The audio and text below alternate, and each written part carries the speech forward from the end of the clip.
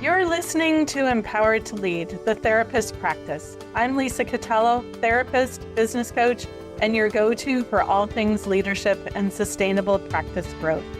This is your space for real talk, smart strategies, and grounded support to help you lead with confidence, work with intention, and build a business that actually works for you.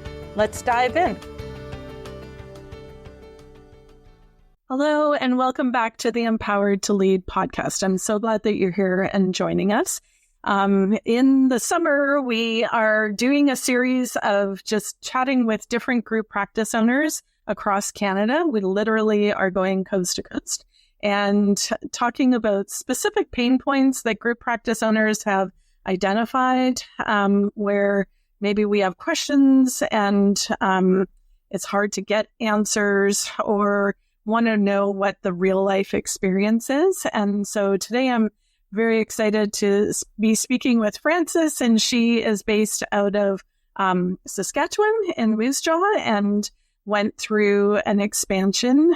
So we'll be talking about her experience with that, and maybe, the goal is, as we're chatting, just to hear some of that learning experience and to walk away with some considerations for that decision-making process, but also what to expect through it. Like sometimes there's emotions, sometimes there's stress, and walking through a lot of those different pieces there. We haven't had the conversation, so I can't tell you what it actually is going to hold, but I'm excited to have you here, Frances. And so maybe just before we dig in, give a little description of who you are, your journey as a group practice owner, and then we'll dig in.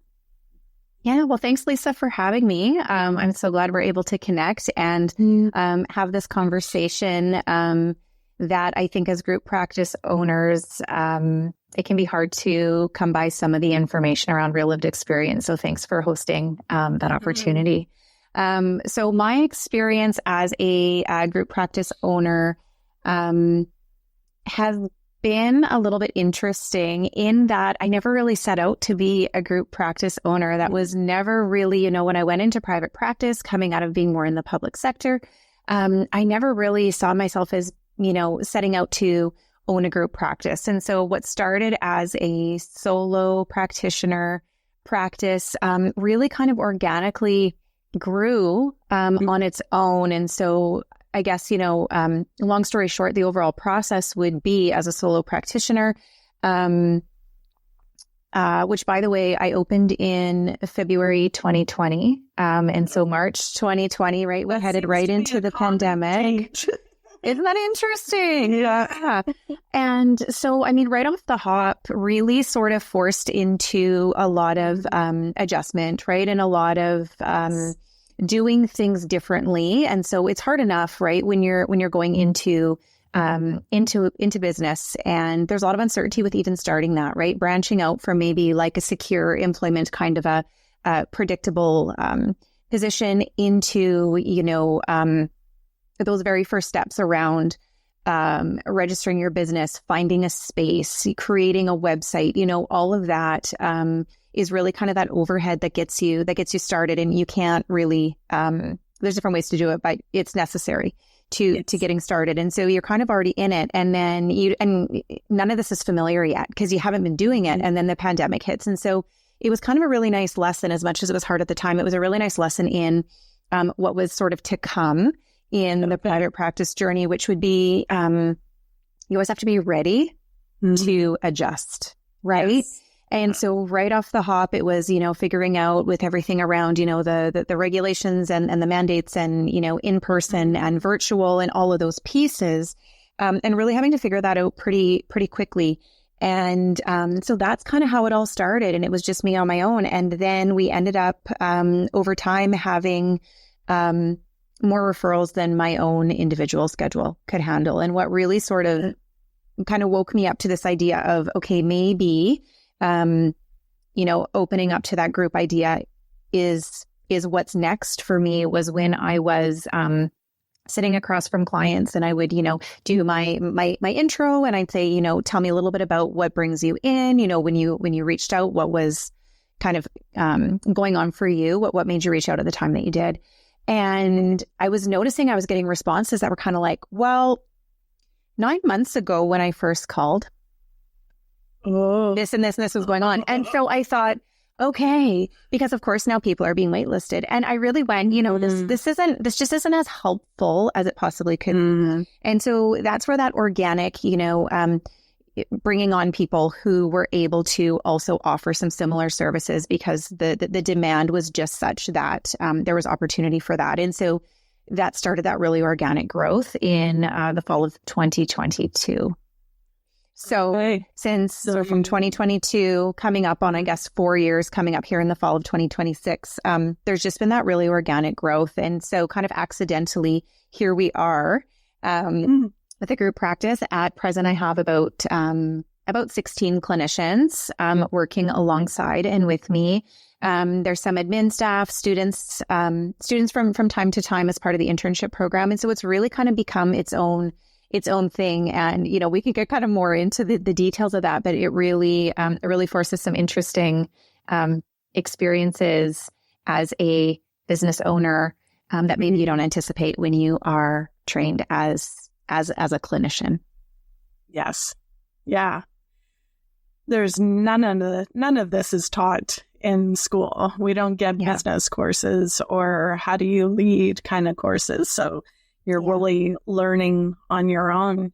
That must have been like almost terrifying to leave your job. And now I'm going to go into private practice and bam, here's a pandemic to get your feet wet. Yeah, no, for sure. And I think honestly, when you're in it, and I don't know if others maybe find this as well, but when you're in it, you just kind of figure it out, like you feel what you feel, but you also just kind of like fly the plane, right? You kind of take it in and problem solve. I tend to be really task oriented. So a stressor or a problem comes in and you kind of go, okay, what's next? And so I think sometimes that can be a benefit because it just keeps us moving forward rather than getting stuck. But yeah, when you stop and think about it, it's not overly comfortable for sure. No. I find it so interesting to talk to different group practice owners. I would say more often than not, this is accidental. This wasn't something that you had planned ahead of time. What has helped you? I'm going to ask you how to define who you are as a leader, because usually I start with that question, but what has helped morph you into a leader? Were you a leader before you went into private practice, or has that been something you've stepped into? So I would say that my overall personality has usually been the one to kind of take charge. In school, if we're working on a group project, I usually end up, whether it's helpful or not, I end up being the person that's, organizing who's doing what and whatever. And so I think there's kind of that natural tendency there. But it's kind of like, you think about how all of the different pressures and temperatures that you experience as a leader do kind of morph you into the way that you do end up leading. And so as a leader, I would say that I've really had to, as most of us probably have, straddle that line between clinical and business.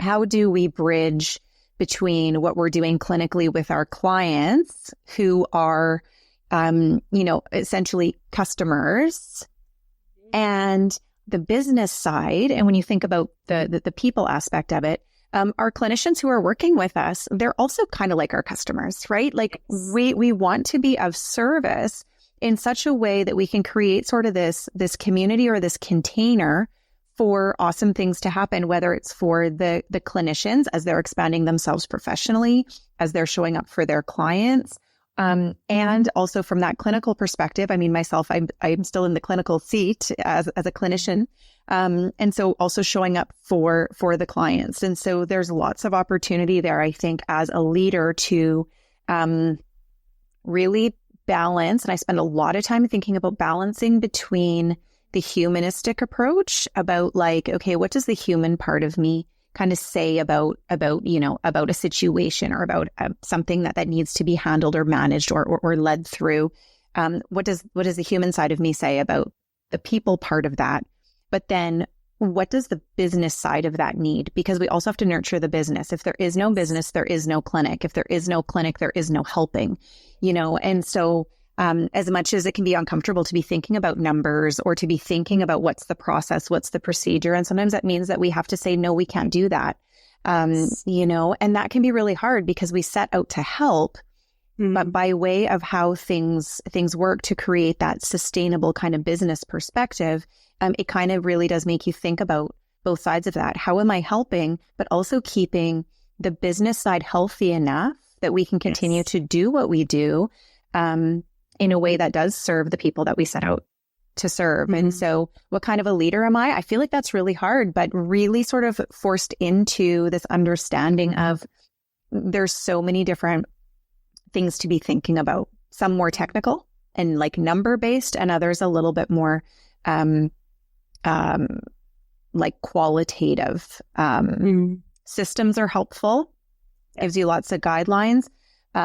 Systems are helpful, and it also forces us into lots of like innovation. I feel like I'm always creating how we're going to handle things. You never do the same thing twice. It feels like, every problem or every obstacle or every new situation really kind of pulls a different way of thinking or a different kind of creativity, I think, as we're balancing, how are we addressing the people and how are we also keeping the business side of things healthy? I would love to keep going down that road. I may have to have you come back. Anytime. I think just that mindset, a lot of us struggle in stepping into that. I'm a therapist, but now I'm a business owner. And how do I change my thinking so that I need to think of a different term, but CEO, I am the leader of this business. And so that is another, that's not why we're here today, but we'll have you back. One of the things that you said is you never do the same things twice. So you have done an expansion. And so walk me through, you did solo practice. And at some point you decided to expand.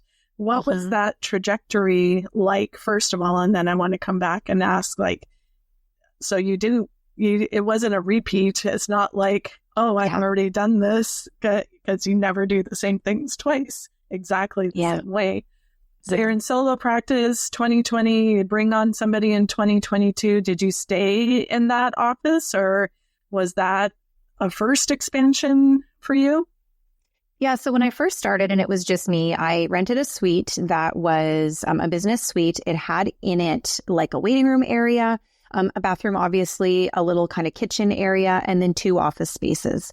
And so when it was just me, I kind of set out, one space was the counseling office. The other space was psychological assessment for diagnostic assessments. And so made use of all of that. Now, at the time, there was another business across the hall from me, occupying basically like an identical suite, but across the hall.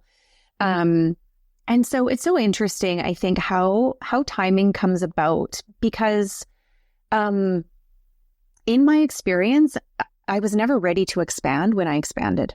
And it sounds a little bit counterintuitive in that, we find ourselves often, we're taking a leap before we're really ready.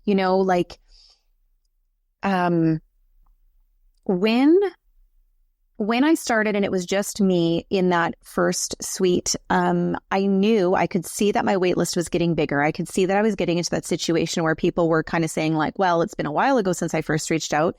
And so I kind of started thinking like, man, like there's got to be a better way to do this, right? To be helping the people that I set out to help. And so timing wise, interestingly, the suite across the hall became available. It was vacant. I hadn't hired yet.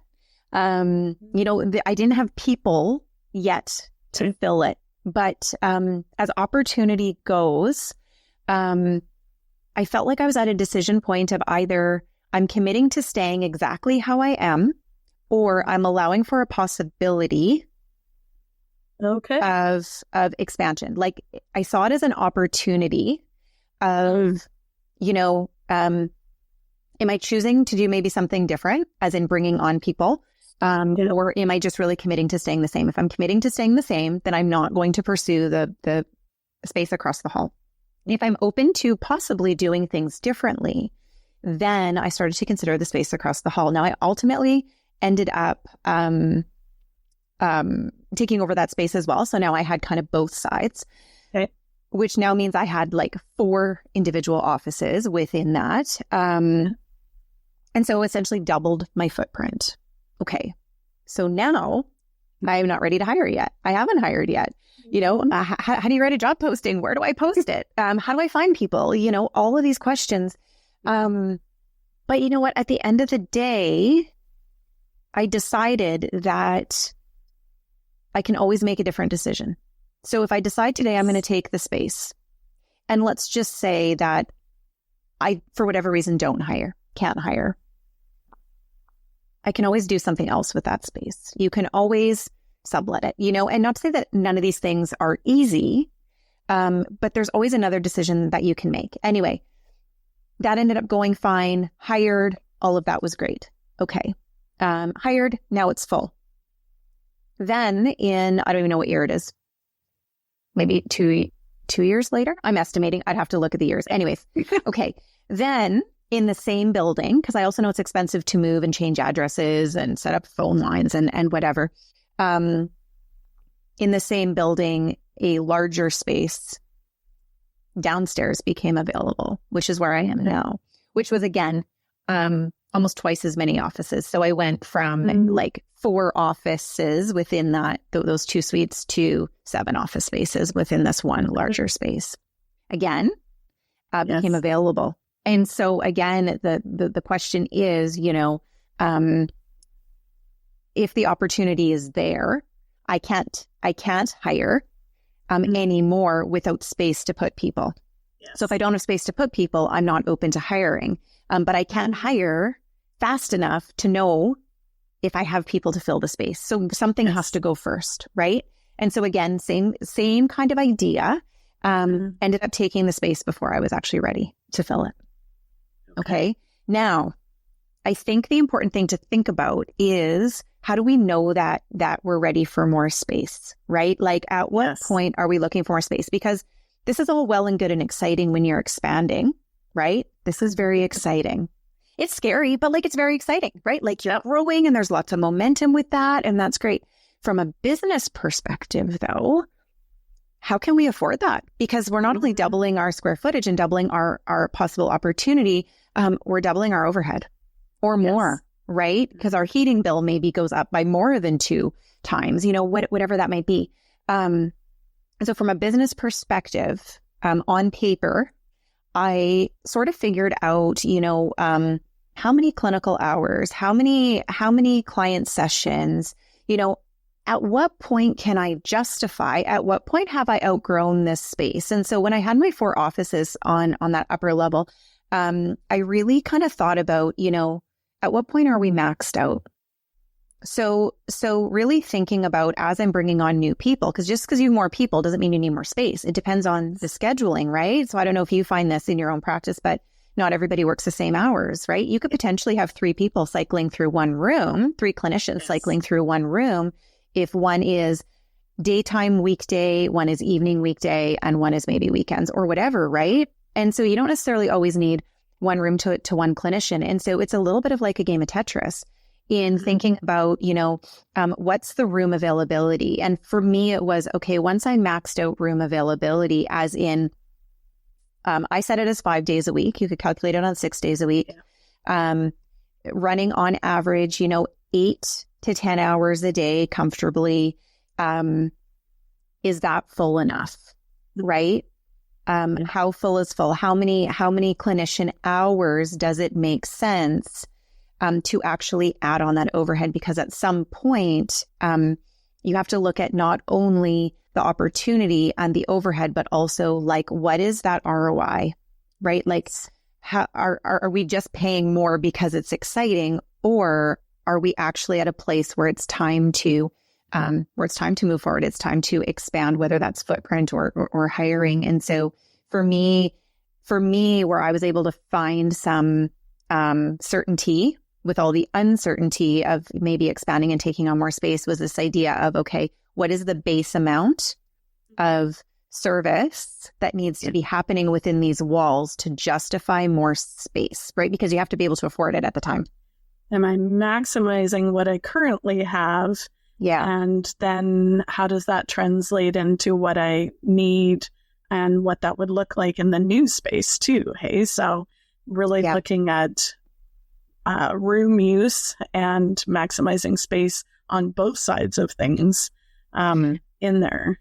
Because the uncertainty, I think, is, is this a linear increase? Is it a constant increase in demand and in available qualified clinicians, right? And so you're thinking about both kinds of demands, and you don't know at that point. And so you have to go with what you know. Here's what I know. I know there's X number of, clinician time, like service time. There's X number of maybe client hours coming through the door. I can do the math on that. And we can kind of go based on current numbers. Here's what I know.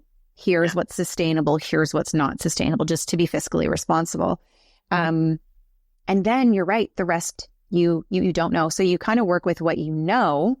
And then if that still works, and for me, I kind of made sense of it numerically that way. I went, okay, this still makes sense. Even if nothing changes and I'm just sitting in a bigger office, can I still sustain that office? Yes, I can. As of current numbers, it looks like that would be doable. It's going to be tighter than it was, but it's going to be doable. And now there's room for growth should that come down, right? So again, you're always deciding, am I capping it at where I'm at and staying where I am? Or am I good enough to take on more with the opportunity for more growth in the future? That's the uncertainty part. One of the things that is spinning in my head as you're talking to is a lot of times we think our situation is unique. So maybe I'm in a small town, maybe I'm in a big town or a suburb or all of those things. Or I have a certain... So I know I was talking with Caitlin, and she's in the eastern provinces, and there's a certain qualification that you have to have in order to be there. And so what I like about what you're saying is look at your actual numbers, make sure that you're maximizing where you are right now, and then do some projection, taking into consideration, what kind of client inquiries are we having? Who's our ideal client? What is this path forward? I would also say, whether you're an accidental group practice owner or not, knowing, is this actually something that I want? So when you're saying I could grow, do I want to grow, or am I turning away that growth part sounds like it's important for you. Where do I stretch myself, and knowing your tolerance level too? So before we keep proceeding with that, I think it might actually be important. You're in Moose Jaw. You're not in downtown Toronto. So I looked up, and the population is 35,000. You are psychologists. Is everybody a psychologist? So you've got... Not everyone on my team is a psychologist. So we do have some registered social workers. We've got a registered psychotherapist, a Canadian certified counselor. We've got some psychometrists, just a little bit of everything. But we do have a number of psychologists, as well. Yeah. So you've got growth in, some people might consider that a small town. It's a fair amount as you think of are we going to have enough clients coming through the door as I grow? They're even just not limiting in that way. And knowing these are the people that we serve, and how do we use that space to do that? So sorry. Little stopgap in there, but we didn't identify that at first. So you took that plunge, and you got the space downstairs. So now you're at 7 offices. 7, yeah. Okay. Yeah.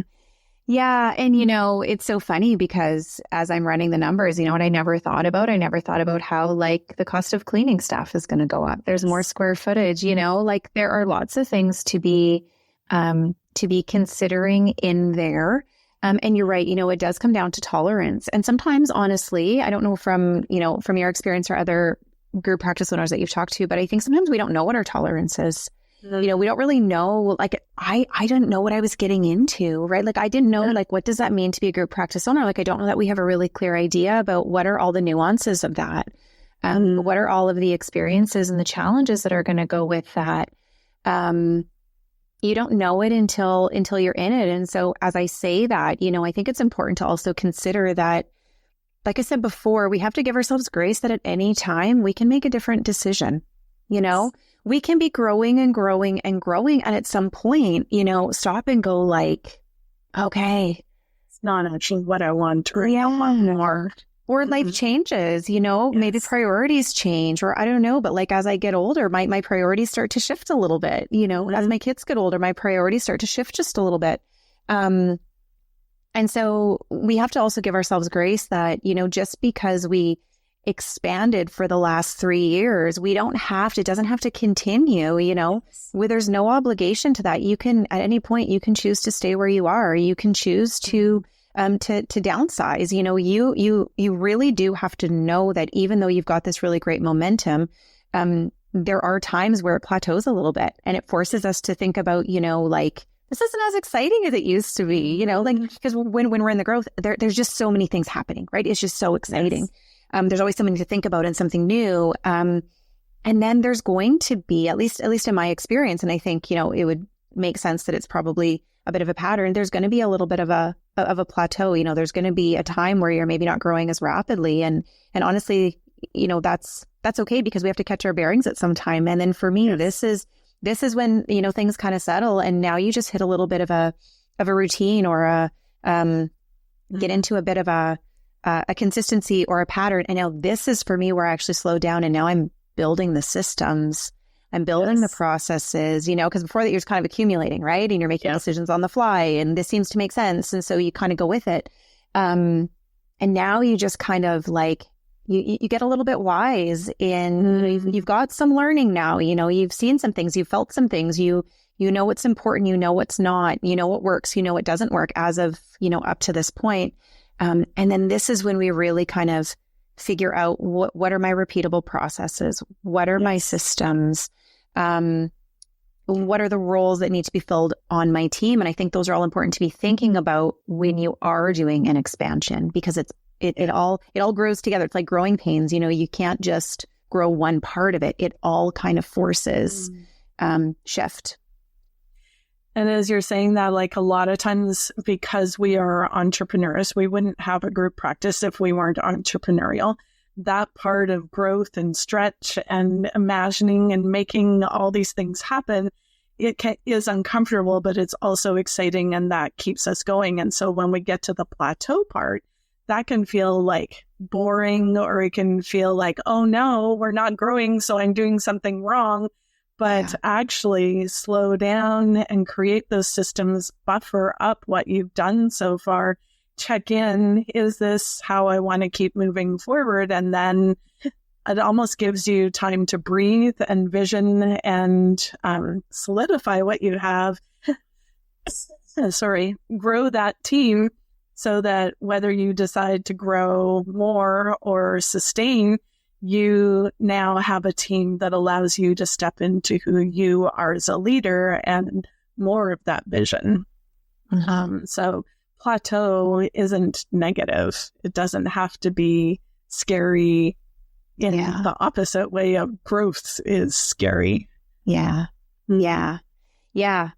But the discomfort, I think, can trick us into thinking, this is big and scary and I need to do something different. But you're right. You know, sometimes it just means that it's just different than it has been. If you've been on a path of growth, the plateau is going to feel uncomfortable.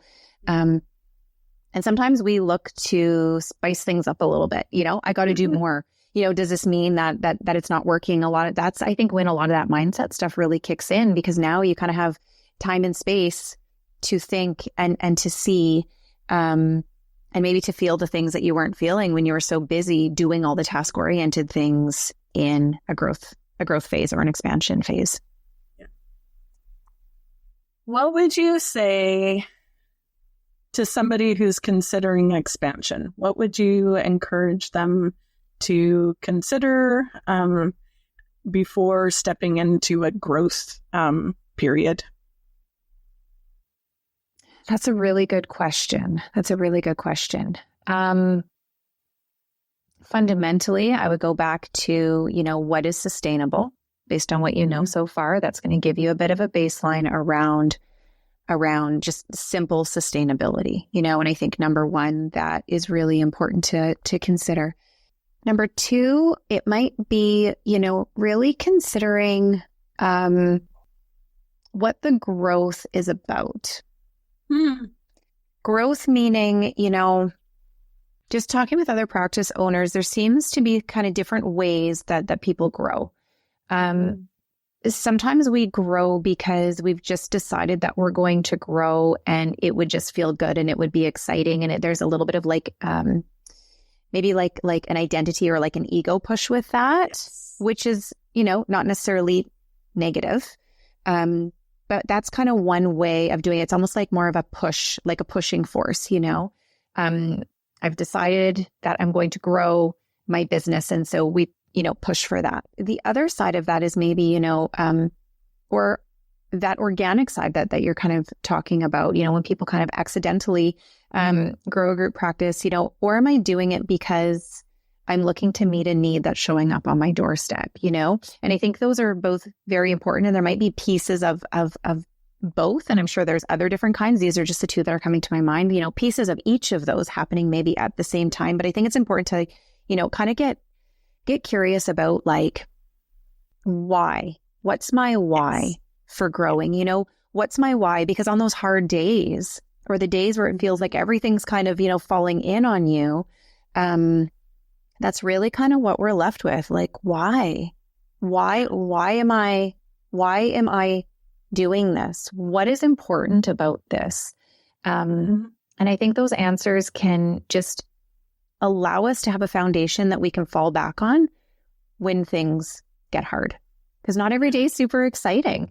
Some days can be really challenging and it can feel really lonely because, as a business owner, who do you talk to? You're surrounded by people, but as the leader, you just wear a different hat that unless you've kind of walked in it, it's really hard for anyone to understand, which is why I also think having that community. So if you're going to go into group practice, I would say it is, or any, kind of business expansion or, building a business, it's important to have a group of people or a community who maybe understands a little bit around those nuances. Because if you haven't done it, it's hard to really understand what that means, when things are coming up. Yeah. So I'll put a little plug in. So we have a free Facebook group for group practice owners, GPO Network, and also have the Group Practice Connection. For that purpose is why I created that membership, is to know that you're not alone. And also to check some of these things like, hey, I'm thinking about growing. What do I need to consider? But also a reminder of why am I doing this? And I was going to say too, Frances, sometimes that why is because everybody else, in quotes, that I see has a huge group practice. And so I'm supposed to do that if I have a group practice. Do I actually want growth? And does growth mean numbers? Does it mean finances? Or does it mean I want to step more into growth as a leader? So growth doesn't just have to be, now I'm adding 5 offices. So it's coming down to that why. What's driving me? What's the purpose? Who am I going to serve in that growth period? There's a lot of different ways that this could have gone, the logistics of it. But I love that we're talking about really coming down to determining why you're doing this, and that it's you don't have to do it forever, or permission to kind of do a 180 at some point too, if you find out that actually isn't working or isn't actually where you wanted to go. Just because you've started down a path doesn't mean that's your forever. Yeah, I think we have to give ourselves that grace because there's so many unknowns, right? Like I said, you jump before you're ready to jump. You take the space before you're ready to fill it. And that can be really scary. And if we keep ourselves to the uncertainty, and, our brain is going to go to all the not so great things that could happen, all those big, scary what ifs. Sometimes that is kind of paralyzing in itself. And so we just want to make sure that we're not limiting ourselves. Let's say if taking that space is going to be a good thing for us, we don't want to let fear stand in the way. We want to ground ourselves in like what's actually happening right now, what's important to me, because it's not just about taking on more space, right? There's lots of things that go into that. So I just think it's important to give yourself that flexibility. Awesome.